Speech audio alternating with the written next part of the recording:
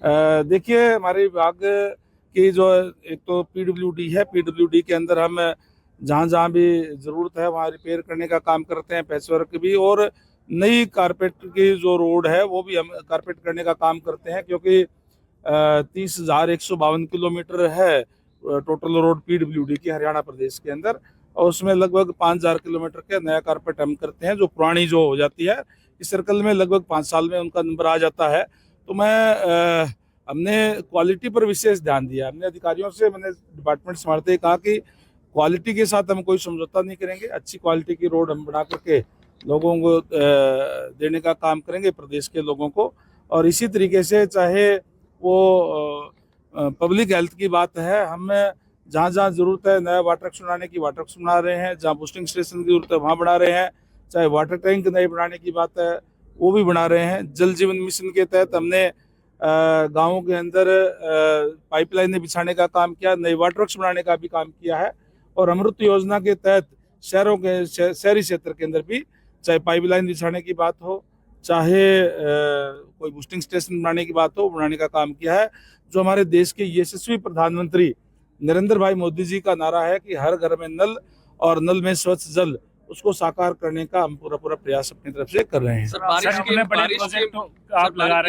बारिश के मौसम में सरकार दावा करती है कि करोड़ों रुपए के प्रोजेक्ट लगाए जाते हैं, लेकिन धरातल पर होता भी ऐसा, लेकिन पानी की निकासी नहीं हो पाती। सिरसा की बात की जाए या गुड़गांव की बात की जाए तो बड़े बड़े शहर भी जब बारिश होती है तो डूब जाते हैं। देखिए, इसमें कहीं ना कहीं मैं समझता हूँ, जितना मैं समझ पाया हूँ, डिपार्टमेंट की एक कमी जरूर रही है कि जिस तरीके से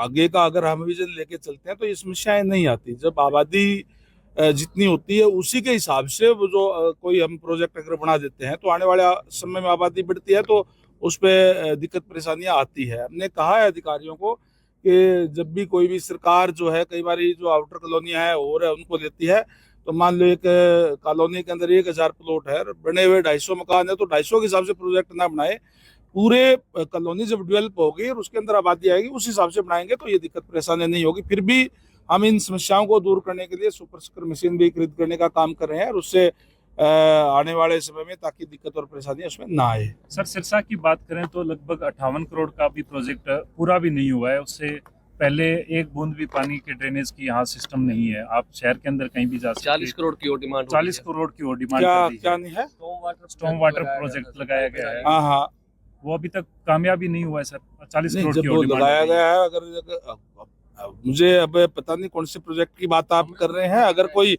इस टाइप की जो भी कोई प्रोजेक्ट आया है तो कई बार कोई रिवाइज किया होगा या और कोई आगे बढ़ाया होगा। नगर परिषद का ये बता रहे, शायद पब्लिक हेल्थ का वो नहीं होगा। और इस टाइप का अगर है तो भी कोई, वो तो एक कैलकुलेशन की चीजें हैं, कई बार कोई रिवाइज एस्टिमेट भी होता है और बढ़ाया जाता है काम, तो और किया जाता है उसके अंदर। सर, ये लड़ाई लगातार चल रही है नगर परिषद और जो पब्लिक हेल्थ है इनकी। सफाई का टेंडर कभी पब्लिक हेल्थ करवाता है, कभी नगर परिषद करवाता है। 40 लाख का सफाई का टेंडर हुआ है अभी, लेकिन उसमें सफाई के नाम का कुछ देखिए, जहाँ तक सीवरेज की बात है वो पब्लिक हेल्थ के पास है, और जो सफाई की जो व्यवस्था है वो नगर पालिका देखती है। तो इसके अंदर तो कोई लड़ाई वाली या उसकी तो कोई बात है ही नहीं। शहरवासी परेशान हो रहे हैं। शहरवासियों को अच्छी सुविधाएं देगी भारतीय जनता पार्टी की सरकार है, चिंता करने की जरूरत नहीं। निकाय चुनाव की क्या कुछ तैयारियां हैं? पूरी तैयारी है निकाय चुनाव की, और जल्दी ही जैसे स्टेट इलेक्शन कमीशन निकाय चुनाव की घोषणा करेगा, हम पूर्ण रूप से तैयार है। आज माहौल भारतीय जनता पार्टी के पक्ष के अंदर है। जहां जहां भी निकाय चुनाव हमारे होंगे, निश्चित तौर पर भारतीय जनता पार्टी के उम्मीदवार जीत करके आएंगे। दिल्ली चुनाव भी आपको प्रचार करने के क्या स्थिति लग रही है? दिल्ली के अंदर निश्चित तौर पर भारतीय जनता पार्टी सरकार बनाने जा रही है, क्योंकि आम आदमी पार्टी की सरकार, जैसे आपको पता है कि कांग्रेस के करप्शन के खिलाफ उसका गठन हुआ था, और उसी कांग्रेस के साथ जहां उन्होंने लोकसभा चुनाव के अंदर हाथ मिलाने का काम किया, वहीं उस करप्शन के अंदर भी वो लिप्त हैं, चाहे केजरीवाल जी हैं, चाहे उनके मंत्रीगण है। और दिल्ली की जनता अपने आप को ठगा हुआ महसूस कर रही है।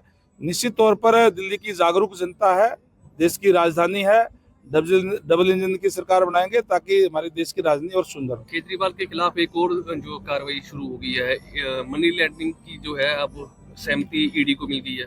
देखिए, जो कोई किसी टाइप के कारनामे करेगा तो उसके खिलाफ कार्रवाई तो होगी। किसान आंदोलन सर, डल्लेवाल जी आज 50 दिन से ज्यादा हो गया है आमरण अनशन। देखिए ये इशू, जहाँ तक हरियाणा की बात, हम सारी की सारी फसलें एमएसपी पे खरीद रहे हैं। 72 घंटे के अंदर डीबीटी के माध्यम से हम पैसा डालने का काम भी करते हैं। और मैं समझता हूँ कि हरियाणा के किसानों का कोई इशू नहीं है, ये पंजाब के किसानों का है।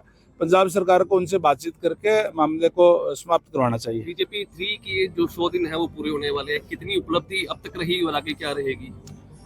निरंतर उपलब्धि है, कोई 100 दिन की बात नहीं, बल्कि हम तो पहले दिन से ही इस पे हमने अपने कार्य शुरू कर दिए थे। पहले दिन से ही आपको पता ही है कि जैसे ही नायब सैनी जी ने और मंत्रिमंडल ने शपथ ली, मंच से नीचे उतरने से पहले 25,000 युवाओं को घर बैठे हुए सिलेक्शन लेटर भेजने का काम किया। चाहे डिप्राइव्ड शेड्यूल कास्ट है, उसको पहले ही कैबिनेट के अंदर हमने सामाजिक न्याय देते हुए 10% अलग से आरक्षण लागू करने का काम किया। हमने उनसे वायदा किया था, हमने अपने जो संकल्प पत्र हमारा है उस पर हम लगातार कार्य जो है वो कर रहे हैं और आगे इसी तरीके से करते रहेंगे। आपके पुराने मित्र भूपेंद्र सिंह हुड्डा ईवीएम पर सवाल उठा रहे हैं कि ईवीएम में गड़बड़ी से बीजेपी 3 आ गई। अब और क्या कहे, उनके ईवीएम नहीं, उनके जो कांग्रेस के अंदर, कांग्रेस पार्टी नहीं है असल में। कांग्रेस हरियाणा के अंदर अगर बात करूँ, अलग अलग गुट है, कोई हुड्डा जी का गुट है, कोई शैलजा जी का है, कोई रणदीप जी का है, और इस हिसाब से लोगों का विश्वास खो चुके हैं और पतन की ओर जाएंगे। सिरसा में भी ईवीएम की रिकाउंटिंग वो नहीं हो जाएगी रिकाउंटिंग, कोई भी कराए, रिकाउंटिंग का अधिकार है, वो तो एक प्रोसीजर है उसका।